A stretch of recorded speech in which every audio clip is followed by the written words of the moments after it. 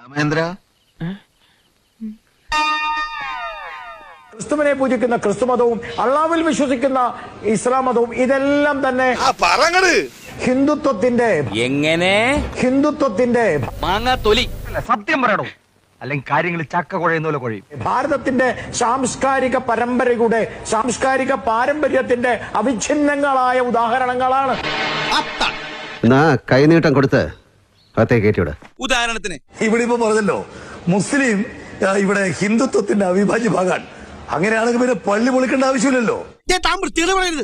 പൊന്നെ ഉദാഹരണല്ലേ പറയണേ.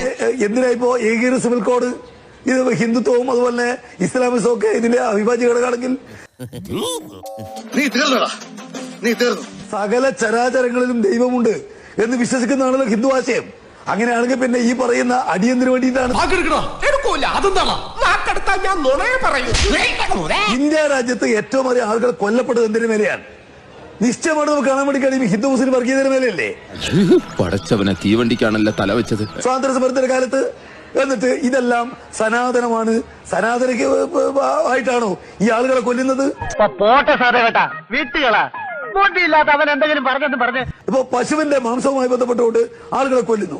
ദൈവമേ മൂർഖനെയാണല്ലോ ചവിട്ടിയത്. ഈ പറയുന്നതെല്ലാം ഹിന്ദുത്വത്തിന്റെ ഭാഗമാണെങ്കിൽ പിന്നെ അതിനു വേണ്ടി നിൽക്കേണ്ട കാര്യം എന്താ? ഹിന്ദു പിന്നെ പാരമ്പര്യമാണ് ഇന്ത്യയുടെ പാരമ്പര്യം. അതെ അതെ എന്ന അന്യായമായ കാര്യം പറയുന്നതാണ് ബി ജെ പിയുടെ വർഗീയത.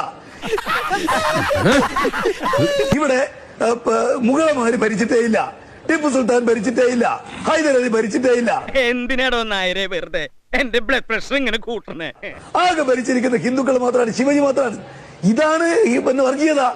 കണ്ട അണ്ടനും അടവണ്ണൊക്കെ വോട്ട് ചെയ്താല് ഇങ്ങനെയൊക്കെ ഉണ്ടാവും. പിന്നെ ഒരു കാര്യം ചെയ്യാം, വോട്ട് രാവിലെ വരാം.